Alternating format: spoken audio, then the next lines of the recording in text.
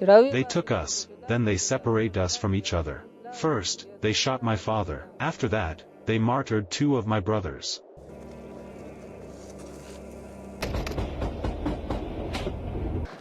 This entire graveyard belongs to our village. The Americans martyred all of them. They were all civilians.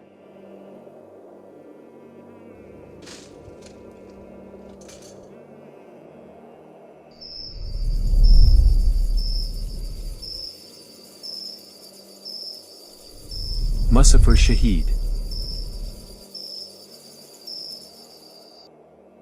This area, surrounded by mountains, is the Charkh Valley in the Ailishing district of Lagman province. At the foot of the mountain, there is a village made of mud and stones. The ruined houses, faces battered by poverty, marks of bullets on the walls and rooms turned into rubble all testify that the past 20 years of occupation have devastated the people of this valley and taken much from their lives. These are the scars of the ruthless aerial bombings by the occupiers' aircraft on the highlands of Charkh Valley, which are referred to as the bitter and terrifying early days in the minds of the people of this valley. Many untold and ignored tragedies have befallen the people living in the embrace of this valley, and perhaps many of them lack the ability to speak or hear about them. However, the truth remains that the occupiers committed all kinds of atrocities against the nation of Afghanistan. August 24, 2018.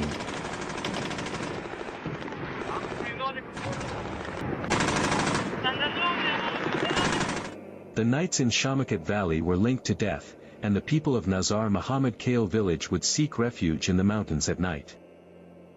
However, Ahmad, an elderly man from the same village who had just returned from a journey, stayed home that night with his children. But around 12 o'clock at night, Ahmad's house was raided by the occupiers.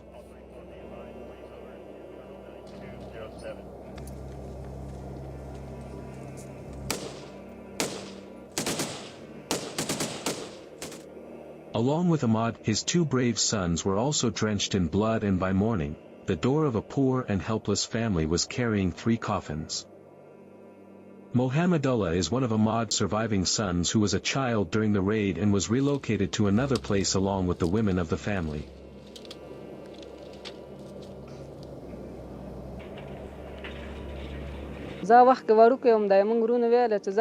I was small at that time, and my brothers said, "What do they want from us?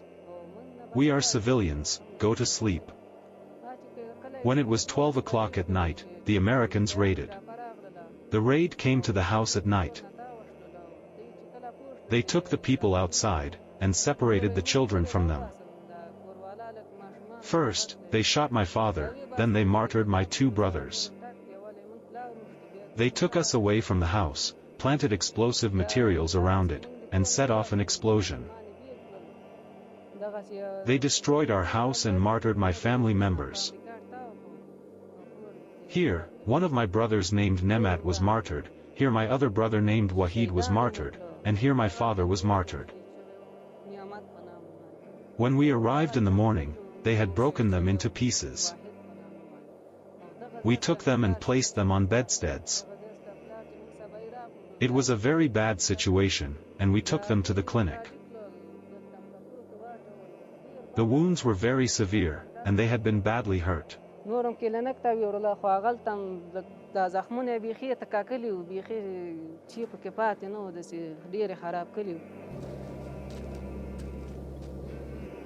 That night, it wasn't only Ahmad family who suffered, as the occupiers' raid claimed the lives of many. By the time the raid ended, the number of martyrs had risen to 7.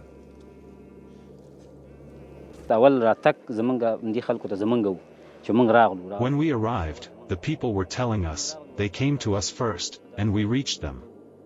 When we arrived, the martyrs were lying there. Ahmad Mama, may Allah accept his martyrdom along with all the Muslims, his sons were also martyrs there. The reality was very painful. It was a very painful incident that happened in this area. Before this, no such painful event had occurred here. On that night, in the raid, around 7 people were martyred. 3 were in this house, and 2 were in that house. There's even a painful story where one of them had their hand cut off. That poor man was a helper, a driver, doing his job. On that day, that poor guest was in this house, and they martyred him. At 12 o'clock that night, they martyred 7 people. There were many hardships here.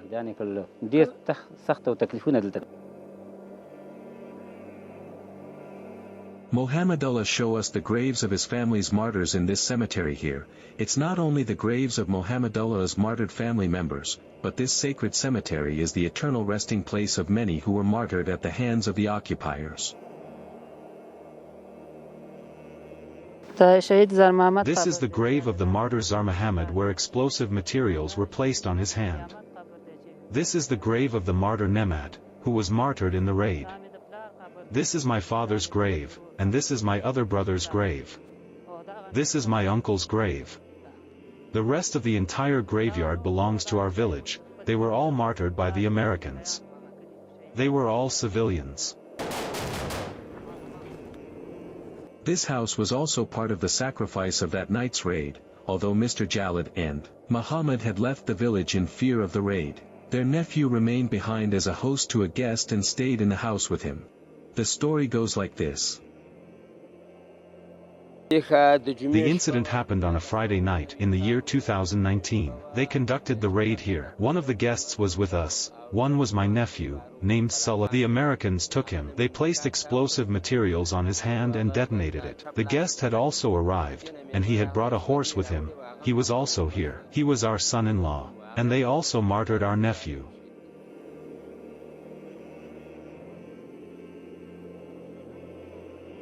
Here, they gathered all the women from the 3 houses, and they collected all the children, both small and big. They placed a bomb in the middle of this area, and they surrounded them all. It was a strange thing. It had green lines on it, and they first gave it to them. Then they took everything from them, and after that, they brought a bomb and placed it in the middle. The Americans placed the bomb in the middle and gathered the children around it. Then, during the raid, they caused chaos. I swear to God, from that time until now, whenever I think of my children, my heart aches, knowing that all of them have been martyred.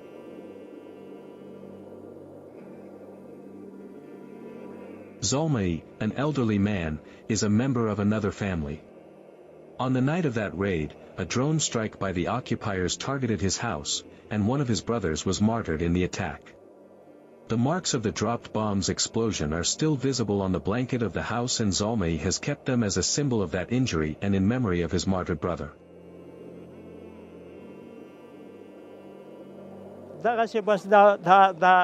My brothers and I were sitting together here. At that moment, a plane flew by, making 4 or 5 passes. When it reached that place, it released its shells, and it came down here and landed. We were trying to dry our clothes, but everything became a mess. Then, the news spread that all the people had come. Look, these shells came out of it. All of them came out, and it was a bloody mess. Even now, there are still traces of shell fragments here. Everyone was gone. 5 survived, and 1 became a martyr, my brother Farouk. Now, this is the moment when we walk in the space of happiness. The dark shadow that was over us, that dark night, has now turned into light.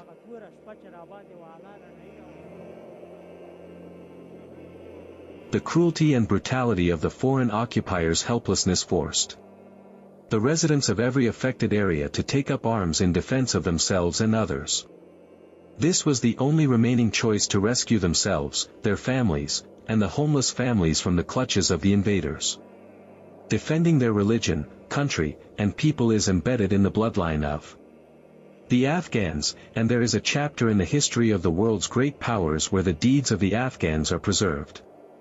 During the 20 years of occupation, this very spirit prevailed among the Afghans, and with the limited resources they had, they stood firm against the oppression of the invaders.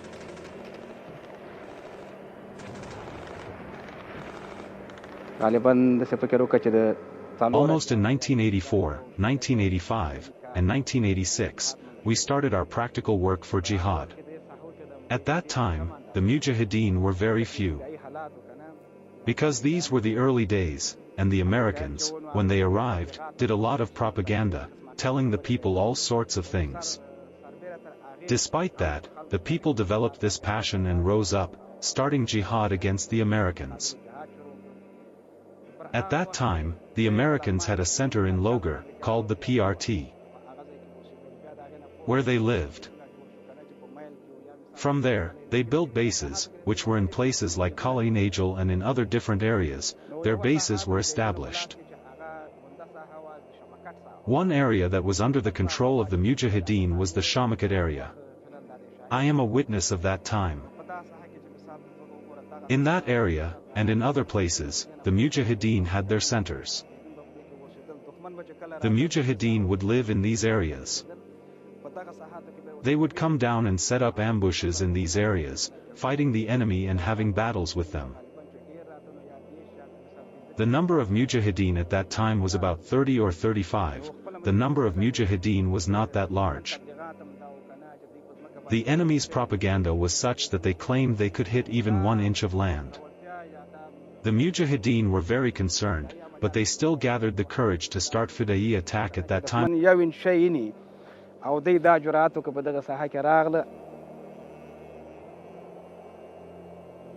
Haji Mujahid is one of the early Mujahideen of this region who took up armed jihad against the occupiers. And this is the area where the Mujahideen, under the leadership of the Mujahid, blew up an occupier's tank with a bomb, causing significant casualties. I came with my friends, and we were sitting in this area.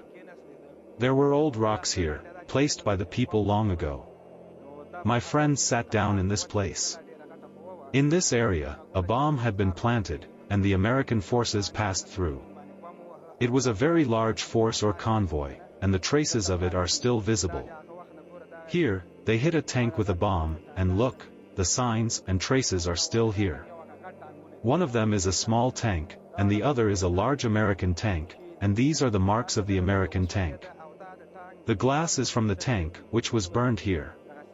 The bomb had been placed here in this spot. In front of you, you can see this trench in this area. I was here with my friends, and the bomb was placed here by them. May Allah not bring us to harm. Almighty Allah gave great losses to that force, and their morale was broken here. The plan they had in Shamakat was completely disrupted. At night, around 11 o'clock, a bomb exploded on the American tank.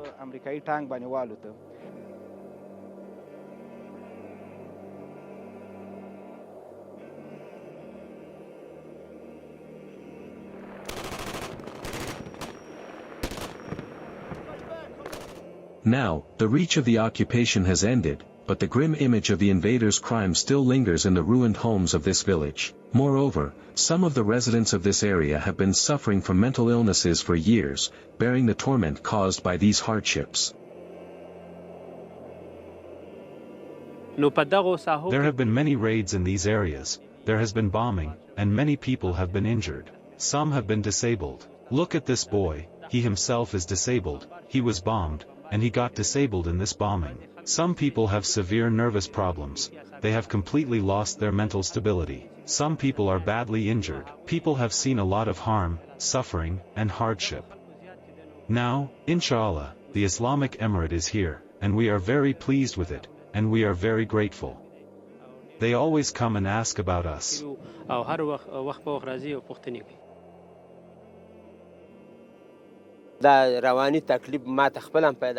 I myself have developed mental problems, and I miss my brothers. My older brother, named Jalid Khan, has also gotten mental problems. Something is wrong with his mind. This person also has mental problems, and I, too, am ill. Since the time my brothers became martyrs, I cry a lot, and I have been suffering from these issues. Beyond the horrors of the occupation, it has now been over 3 years since the people of the village have had a peaceful and prosperous life. The shepherds were finally able to move their herds up to the mountain foothills. where they could not only engage in their daily livelihood but also breathe in the tranquility of nature's beautiful embrace. Now, thank God, there is peace and security, and time is passing well. There is no hardship. Since security has come, we haven't faced hardship. Before, it was a painful time. When we brought our livestock, shells would fall on us. There were wars and battles, and time was passing in chaos for us. Sometimes, our livestock would go hungry, and we would stay in the mountains for one night and one day. The wars and battles were frequent. Thank God, now time is passing well. Now, the residents of Shamkat Valley have overcome the hardships of the occupation era. Day and night, they work with confidence, their children go to school. They have once again cultivated their lands, and they have returned to a normal life. Inshallah, there is peace and security now. Day and night there is no problem. There is no theft or war. Before, there was a lot of insecurity. People would flee from one place to another. But now, inshallah, there is security in our area.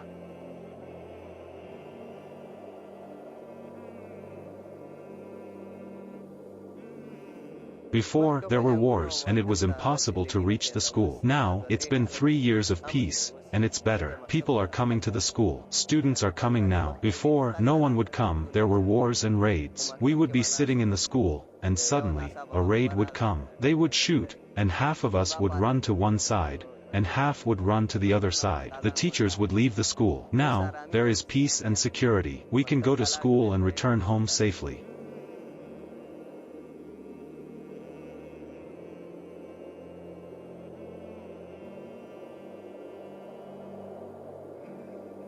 Now, the situation is good. Day and night, we can work here. We can take patients to the center with confidence. Before, we couldn't take patients to the center. Now, inshallah, whether it's night or day, there is no problem. We can go and come back with confidence. Here, if you work at night, you can do it with peace of mind. The people are 100% happy. They are receiving good from the government.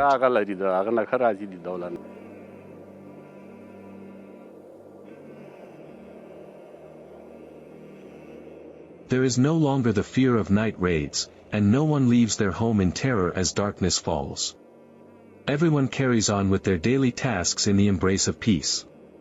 Yes, this is the new image of present-day Afghanistan.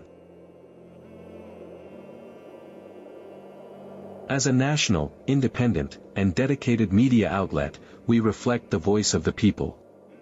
We present the atrocities, horrors, and crimes committed during the 20-year occupation of Afghanistan to the countrymen and international community through a documentary format. If you have witnessed incidents such as raids, killings, atrocities, or other acts committed by foreign invading forces in your area during 20-year occupation, you can share them with us via WhatsApp. This will allow us to document them accurately and prioritize their broadcast on national TV screen. Our contact number, 0744343668.